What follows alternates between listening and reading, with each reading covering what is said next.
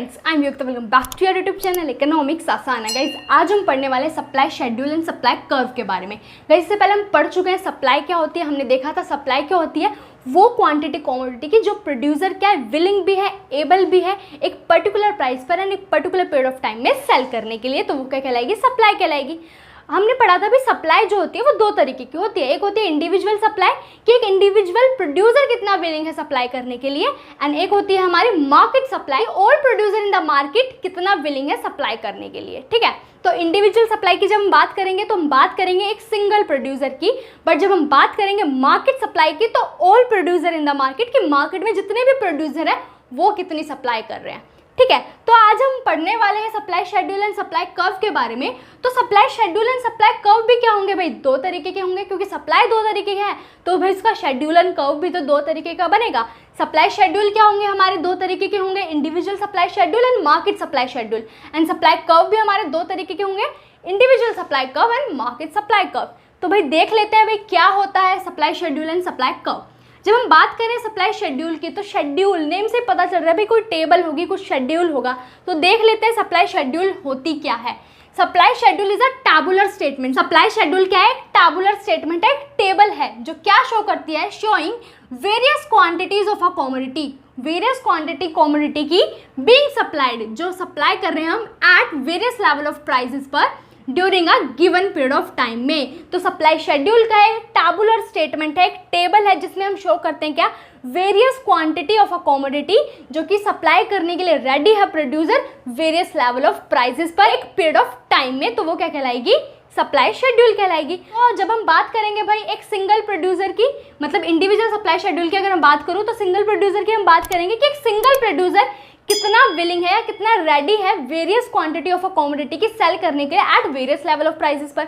But जब हम बात करेंगे भाई मार्केट सप्लाई शेड्यूल की तो उसमें क्या होगा, all producer in the market के सारे प्रोड्यूसर जो है कितना विलिंग है वेरियस क्वांटिटी सेल करने के लिए at various level of prices पर during a given period of time में। तो भाई सप्लाई शेड्यूल क्या है, वो भी हमारे दो तरीके होते हैं, हमने जान ही लिया है। देन बात करें सप्लाई कर्व। भाई जब मैं इस सप्लाई शेड्यूल को क्या करूंगी, एक ग्राफिकली रिप्रेजेंट कर दूंगी, एक ग्राफ पर प्लॉट कर दूंगी जब मैं इस टेबल को, तो क्या मिल जाएगा मुझे, सप्लाई कर्व मिल जाएगा। तो सप्लाई कर्व का refers to a graphical representation of supply schedule, कि सप्लाई शेड्यूल को जब मैं ग्राफ पर रिप्रेजेंट कर दूंगी तो वो मेरे को क्या देगा, सप्लाई कर्व देगा। तो भाई इंडिविजुअल सप्लाई शेड्यूल से बनेगा इंडिविजुअल सप्लाई कर्व और मार्केट सप्लाई शेड्यूल से बनेगा मार्केट सप्लाई कर्व।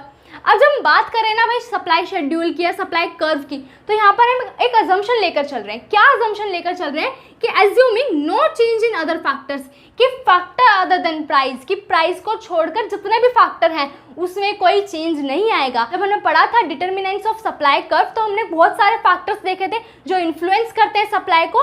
तो अब जब हम बात करें ना सप्लाई शेड्यूल या सप्लाई कर्व की, तो यहाँ पर हम सिर्फ सप्लाई फंक्शन देखेंगे, किसके साथ, प्राइस के साथ, कि प्राइस में अगर कोई चेंजेस आते हैं तो उसका क्या इम्पैक्ट पड़ता है सप्लाई पर। But factor other than price, price को छोड़कर जितने भी फैक्टर हैं वो हम मानकर चल रहे हैं, एज्यूम करके चल रहे हैं कि वो क्या है, कांस्टेंट है, उसमें कोई चेंज नहीं आएगा। क्योंकि अगर हम कांस्टेंट लेके नहीं चलेंगे ना तो हम सप्लाई शेड्यूल या सप्लाई कर्व तो पढ़ ही नहीं पाएंगे ना, क्योंकि और अदर जो फैक्टर्स है उनका भी इम्पैक्ट पड़ता है सप्लाई पर। तो जब हम बात करेंगे सप्लाई शेड्यूल या सप्लाई कर्व की तो अदर फैक्टर्स क्या मानकर चल रहे हैं, कांस्टेंट है। कौन कौन सा अदर फैक्टर कांस्टेंट है देख लेते हैं एक बार।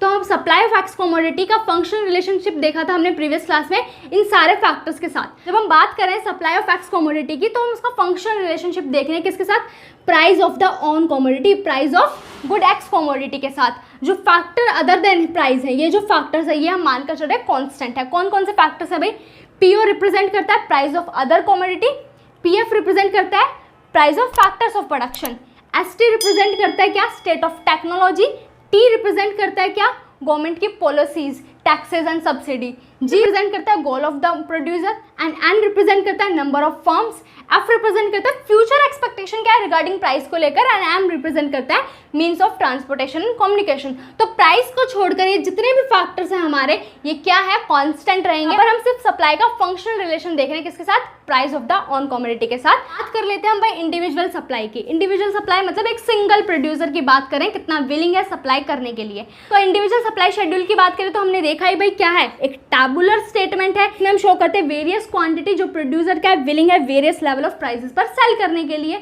तो ये मेरा क्या आ गया भाई, इंडिविजुअल सप्लाई शेड्यूल।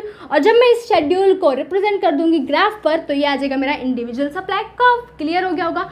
अब देख लेते हैं किस तरीके से हमने इसको बनाया। यहाँ पर ले रही हूँ मैं प्राइस इन रुपीज़ में, यहाँ पर ले रही हूँ मैं quantity supplied of good x in units में, है ना। अब बात करें भाई प्राइस क्या है, 1 2 3 4 5 इंक्रीज कर रही हूँ, तो क्वांटिटी सप्लाइड क्या है 5 10 15 20 25 ये भी इंक्रीज हो रही है। मतलब हमें यहाँ से क्या पता चल रहा है कि प्राइस के इंक्रीज होने पर सप्लाई भी इंक्रीज हो रही है। क्यों इंक्रीज हो रही है ये हम एक बार देख लेते हैं। अब मानकर चल रहे हैं हम यहाँ पर जो कमोडिटी लेकर चल रहे हैं वो मान लेते हैं हम क्या ले रहे हैं, इक्लेयर टॉफ़ी ले रहे हैं, इक्लेयर टॉफ़ी ले रहे हैं, ठीक है। अब मान लेते हैं भाई इक्लेयर टॉफ़ी का जब प्राइस क्या है 1 रुपये है, तो प्रोड्यूसर जो है वो 5 टॉफ़ी सेल करने के लिए रेडी है। 5 टॉफ़ी क्या करने के लिए रेडी है, सेल करने के लिए रेडी है।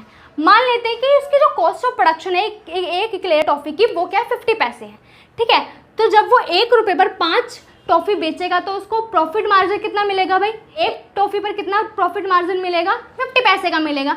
तो यहाँ पर प्रॉफिट मार्जिन थोड़ा कम है इसलिए वो विलिंग है कम सप्लाई करने के लिए। बट जैसे ही ये 1 रुपये से 2 रुपये हो गए, मतलब प्राइस इंक्रीज हो गया 1 से 2, तो प्रोड्यूसर ने क्या करा, अपनी सप्लाई बढ़ा दी।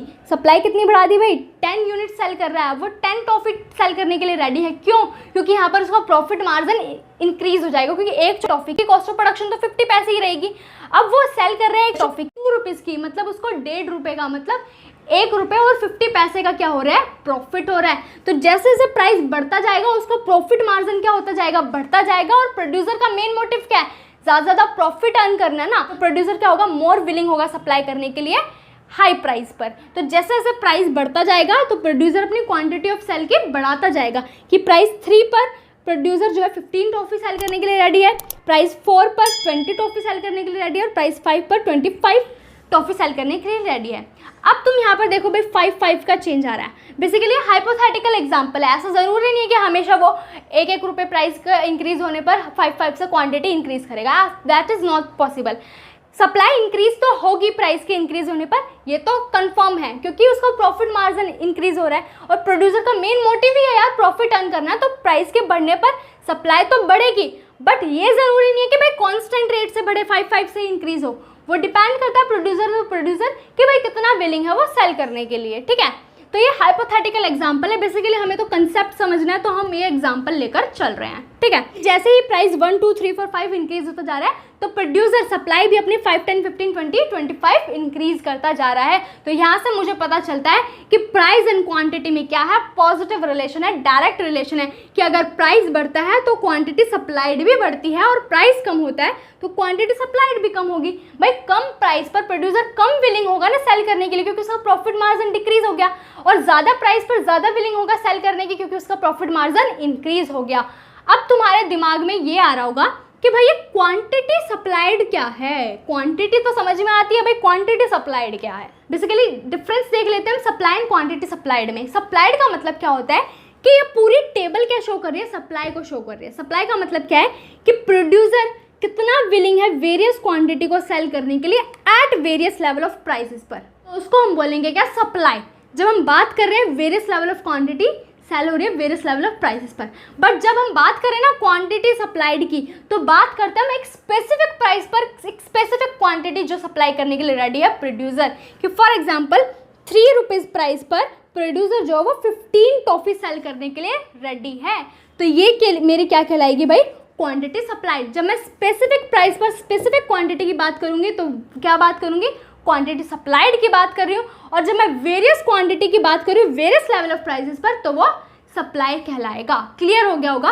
तो प्राइस एंड क्वांटिटी में क्या है भाई, पॉजिटिव रिलेशन है, डायरेक्ट रिलेशन है। प्राइस इंक्रीज होगा तो क्वांटिटी सप्लाइड इंक्रीज होगी, प्राइस डिक्रीज होगा तो क्वांटिटी सप्लाइड डिक्रीज होगी। जब हम सप्लाई शेड्यूल को क्या करेंगे, ग्राफ पर रिप्रेजेंट करेंगे, तो मुझे सप्लाई कर्व मिल जाएगा। एक्स एक्सिस पे ले रही हूँ क्वांटिटी सप्लाइड इन यूनिट्स में, वाई एक्सिस पे ले रही हूँ प्राइस इन रुपीज़ में, ठीक है। तो 1 रुपये प्राइस पर प्रोड्यूसर जो है वो 5 टॉफ़ी सेल करने के लिए रेडी है, मतलब ए पॉइंट हमारा ये आ गया। 2 रुपीज़ प्राइस पर 10 टॉफ़ी सेल करने के लिए रेडी है, पॉइंट बी आ गया हमारा। 3 रुपीज़ प्राइस पर 15 टॉफ़ी सेल करने के लिए रेडी है, पॉइंट सी आ गया हमारा। 4 रुपये प्राइस पर 20 टॉफ़ी सेल करने के लिए रेडी है, डी पॉइंट आ गया हमारा। एंड 5 रुपीज़ प्राइस पर 25 टॉफी सेल करने के लिए रेडी है।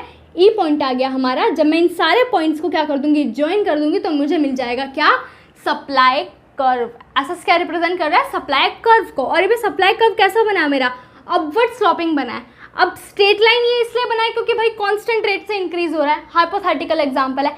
ऐसा जरूरी नहीं है कि हमेशा स्ट्रेट लाइन ही बने, हाँ, बट अपवर्ड स्लोपिंग जरूर बनेगा क्योंकि प्राइस एंड क्वांटिटी में क्या है, पॉजिटिव रिलेशन है। ठीक है, सप्लाई कर्व हमारा क्या होता है, अपवर्ड स्लोपिंग होता है। क्यों होता है, क्योंकि प्राइस एंड क्वांटिटी सप्लाइड में क्या होता है, डायरेक्ट रिलेशन होता है, इसलिए जो हमारा supply curve positively upward sloping बनता है। क्योंकि प्राइस एंड क्वांटिटी में पॉजिटिव रिलेशन होता है, इसलिए सप्लाई कर्व क्या बनेगा, अपवर्ड स्लोपिंग बनेगा। ठीक है, क्लियर हो गया होगा। ये हमने बात करी एक सिंगल प्रोड्यूसर की, तो ये क्या है भाई, individual supply schedule and individual supply curve की हमने बात करी। अब आ जाता है भाई मार्केट, मतलब all producer in the market कितनी सप्लाई कर रहे हैं। अब मार्केट में तो भाई बहुत सारे प्रोड्यूसर हो सकते हैं, इतनी सारी सप्लाई तो हम ले नहीं पाएंगे यहाँ पर, तो हम अजम्पशन लेकर चल रहे हैं कि पूरी मार्केट में सिर्फ 2 ही प्रोड्यूसर हैं, सिर्फ 2 ही प्रोड्यूसर हैं, ए एंड बी। तो बात कर लेते हैं मार्केट सप्लाई की। मार्केट सप्लाई की जब बात करें तो मार्केट सप्लाई शेड्यूल की बात करेंगे। मार्केट सप्लाई शेड्यूल क्या है कि all producer in the market, all producer मतलब कि 2 प्रोड्यूसर हम मानकर चल रहे हैं, तो ये ऑल प्रोड्यूसर हमारे क्या हो गए, ये 2 प्रोड्यूसर कितनी वेरियस क्वांटिटी सेल करने के लिए रेडी है वेरियस लेवल ऑफ प्राइस पर, तो ये क्या आ जाएगा मेरा मार्केट सप्लाई शेड्यूल। तो देख लेते हैं भाई, 1 रुपीज़ प्राइस पर ए प्रोड्यूसर 5 टॉफी सेल करने के लिए रेडी है and B producer 10 toffee sell करने के लिए रेडी है। देन बात करें 2 प्राइस पर ए प्रोड्यूसर 10 टॉफी सेल करने के लिए रेडी है, बी प्रोड्यूसर 20 टॉफी सेल करने के लिए रेडी है। 3 प्राइस पर ए प्रोड्यूसर 15 टॉफी सेल करने के लिए रेडी है and B producer 25 toffee sell करने के लिए रेडी है। 4 प्राइस पर ए प्रोड्यूसर 20 टॉफी सेल करने के लिए रेडी है and B producer 35 toffee sell करने के लिए रेडी है। 5 प्राइस पर ए प्रोड्यूसर 25 टॉफी सेल करने के लिए रेडी है and B producer 40 toffee sell करने के लिए रेडी है। अब ये तो हमें पता चल रहा है भाई प्राइस इंक्रीज हो रहा है, तो प्रोड्यूसर ए भी अपनी सप्लाई बढ़ा रहा है और प्रोड्यूसर बी भी अपनी सप्लाई बढ़ा रहा है। क्यों बढ़ा रहा है, क्योंकि भाई प्रॉफिट मार्जिन इंक्रीज होता जाएगा। हमने यहाँ पर देखा ही था कैसे इंक्रीज हो रहा है, तो जैसे जैसे प्राइस इंक्रीज होता जाएगा प्रोड्यूसर का प्रॉफिट मार्जिन इंक्रीज होता जाएगा, प्रोड्यूसर विलिंग होगा मोर सप्लाई करने के लिए। तो जैसे ही प्राइस बढ़ेगा तो प्रोड्यूसर ए भी और प्रोड्यूसर बी भी दोनों क्या है भाई, सप्लाई इंक्रीज करेंगे।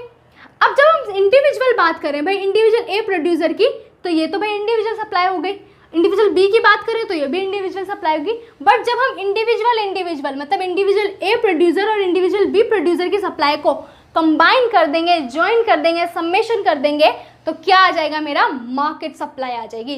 तो हॉरिजॉन्टली सम्मेशन कर देते हैं हम किसका, इंडिविजुअल सप्लाई का, तो मेरे पास मार्केट सप्लाई आ जाती है। तो मार्केट सप्लाई क्या होगी, 1 रुपये प्राइस पर 5 + 10 15 होगी, 2 रुपीज़ प्राइस पर 10 + 20 30 होगी, 3 रुपीज़ प्राइस पर 15 + 25 40 होगी, 4 रुपीज़ प्राइस पर 20 + 35 55 होगी एंड 5 रुपीज़ प्राइस पर 25 + 40 65 टॉफी क्या होंगी, मार्केट में सप्लाई होंगी। ठीक है, तो ये मेरी क्या आ गई, मार्केट सप्लाई। अब जब हम इस टेबल को, इस टैबुलर स्टेटमेंट को रिप्रेजेंट कर देंगे ग्राफ पर, तो मेरे को क्या मिलेगा, मार्केट सप्लाई कर्व मिलेगा। अब मार्केट सप्लाई क्या होता है, हॉरिजॉन्टल सम्मेशन होता है इंडिविजुअल सप्लाई कर्व का। बिल्कुल होता है यार, देखो हमने यहाँ पर क्या करा, individual producer A and producer B की हॉरिजॉन्टली सम्मेशन करी, तो मेरे को क्या मिल गई, मार्केट सप्लाई मिल गई कि 1 रुपये पर कितनी मार्केट सप्लाई है, 2 रुपये पर कितनी मार्केट सप्लाई है, ये हमें पता चल गया। अब जब हम इसको ग्राफ पर रिप्रेजेंट करेंगे तो सबसे पहले हम बात करते हैं इंडिविजुअल की। ठीक है, इंडिविजुअल प्रोड्यूसर ए की मैं बात कर रही हूँ कि इंडिविजुअल प्रोड्यूसर क्या है, 1 रुपये प्राइस पर 5 यूनिट सेल करने के लिए रेडी है, 2 रुपीज़ प्राइस पर 10 यूनिट सेल करने के लिए रेडी है, 3 रुपीज़ प्राइस पर 15 यूनिट सेल करने के लिए रेडी है, 4 रुपीज़ प्राइस पर 20 यूनिट सेल करने के लिए रेडी है एंड 5 रुपीज़ प्राइस पर 25 यूनिट सेल करने के लिए रेडी है। ये मेरा आ जाएगा सप्लाई कर्व किसका, प्रोड्यूसर ए का। इंडिविजुअल सप्लाई कर्व कहलाएगा प्रोड्यूसर ए का। देन बात करें भाई supply curve of B, producer B कितनी सप्लाई कर रहा है, 1 रुपीज़ प्राइस पर कितनी कर रहा है भाई, वो 10 सप्लाई कर रहा है, 2 रुपीज़ प्राइस पर 20 सप्लाई कर रहा है, 3 रुपीज़ प्राइस पर 25 सप्लाई कर रहा है एंड 4 रुपीज़ प्राइस पर 35 सप्लाई कर रहा है एंड 5 रुपीज़ प्राइस पर 40 टॉफी सप्लाई कर रहा है। अब इसको जब मैं ज्वाइन कर दूंगी तो मेरे पास मिल जाएगा प्रोड्यूसर बी का इंडिविजुअल सप्लाई कर्व। अब देखो भाई, प्रोड्यूसर ए का सप्लाई कर्व और प्रोड्यूसर बी का सप्लाई कर्व जब हम बात करें, दोनों के दोनों क्या भी अपवर्ड स्लोपिंग है, क्योंकि प्राइस इंक्रीज हो रहा है तो सप्लाई भी इंक्रीज हो रही है। बट ये जरूरी नहीं भाई स्ट्रेट लाइन बने, अपवर्ड स्लोपिंग जरूर होगा। स्ट्रेट लाइन तो यहाँ ये वाला हमारा इसलिए बना है क्योंकि कांस्टेंट रेट से 5 से इंक्रीज हो रही है क्वांटिटी, बट यहाँ पर ऐसा नहीं हो रहा है कि पहले 10 से इंक्रीज हो रही थी फिर 5 से इंक्रीज हो रही है, तो इसलिए सप्लाई कर्व थोड़ा टेढ़ा मेढ़ा सा बना है। ठीक है, अपवर्ड स्लोपिंग होगा, ज़रूर होगा, क्योंकि डायरेक्ट रिलेशन होता है प्राइस एंड क्वांटिटी सप्लाइड में, बट ये ज़रूरी नहीं है कि स्ट्रेट लाइन कर्व ही बने, ठीक है, ये क्लियर हो गया होगा। देन जब मैं इसको हॉरिजॉन्टली सम्मेशन कर दूंगी कि 1 रुपये प्राइस पर कितनी सप्लाई होगी भाई, यहाँ पर कितनी कर रहा था, ए प्रोड्यूसर कर रहा है 5, बी प्रोड्यूसर कर रहा है 10, तो टोटल कितनी होगी 1 रुपये प्राइस पर 15 हो गई भाई, ठीक है। हॉरिजॉन्टली हम क्या कर रहे हैं, सम्मेशन कर रहे हैं इंडिविजुअल सप्लाई कर्व का, कि प्रोड्यूसर ए कर रहा है 2 रुपीज़ प्राइस पर 10 यूनिट्स, प्रोड्यूसर बी कर रहा है 2 रुपीज़ प्राइस पर 20 यूनिट्स सेल, तो टोटल कितनी आ गई सप्लाई, मार्केट में कितनी टॉफ़ी की सप्लाई हो रही है भाई 30 यूनिट्स, तो 3 रुपीज़ प्राइस पर 40 यूनिट्स, 4 रुपीज़ प्राइस पर 55 यूनिट्स एंड 5 रुपीज़ प्राइस पर 65 यूनिट्स, तो ये मेरा आ जाएगा मार्केट सप्लाई कर्व। तो जब मैंने हॉरिजॉन्टली सम्मेशन कर दिया सप्लाई कर्व को, इंडिविजुअल ए सप्लाई कर्व को, इंडिविजुअल बी सप्लाई कर्व को, तो मेरे पास आ गया market supply curve. Market supply curve जो है वो मोर फ्लैटर होता है then individual supply curve. Individual supply curve ले रहे हैं हम producer A and producer B का। तुम देखो भाई, supply curve of A and supply curve of B ज़्यादा फ्लैटर क्या है, मार्केट सप्लाई कर्व है ना, ज़्यादा झुका हुआ बना हुआ है। Market supply curve more flatter क्यों होता है इंडिविजुअल सप्लाई से, क्यों, क्योंकि मार्केट सप्लाई में ज़्यादा प्रोपोर्शनेट चेंज आता है as compare to individual supply. देखो भाई, 1 रुपये प्राइस पर प्रोड्यूसर ए सेल कर रहा है 5 टॉफ़ी, प्रोड्यूसर बी सेल कर रहा है 10 टॉफ़ी, मार्केट सप्लाई है 15।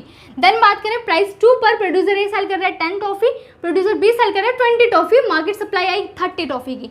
अब देखो भाई, 1 से 2 जब प्राइस चेंज हुआ, मतलब प्राइस में जब 1 रुपये का चेंज आया, तो सप्लाई ए प्रोड्यूसर ने कितनी सप्लाई चेंज करी 5 यूनिट, बी प्रोड्यूसर ने कितनी सप्लाई चेंज करी भाई 10 यूनिट्स, बट मार्केट में मार्केट सप्लाई कितनी चेंज हुई 15 यूनिट से, क्योंकि मार्केट सप्लाई क्या होती है, सम्मेशन होती है भाई इंडिविजुअल सप्लाई कर्व का, तो ऑब्वियस है प्रोपोर्शनेटली देखा जाए तो मार्केट सप्लाई में ज़्यादा चेंज आएगा, क्योंकि अगर बात करें इंडिविजुअल सप्लाई कर्व ए की तो 5 का चेंज आया, बी की बात करें तो भाई 10 का चेंज आया, बट मार्केट में ओवरऑल कितना चेंज आया 15 का, तो इसलिए market supply curve more flatter होता है as compare to individual supply curve, क्योंकि मार्केट सप्लाई की बात करें वो तो क्या है भाई सम्मेशन है ना इंडिविजुअल सप्लाई कर्व का, तो वो तो प्रोपोर्शनेट उसमें ज़्यादा चेंज आना ही आना, ये तो ऑब्वियस सी बात है, ठीक है।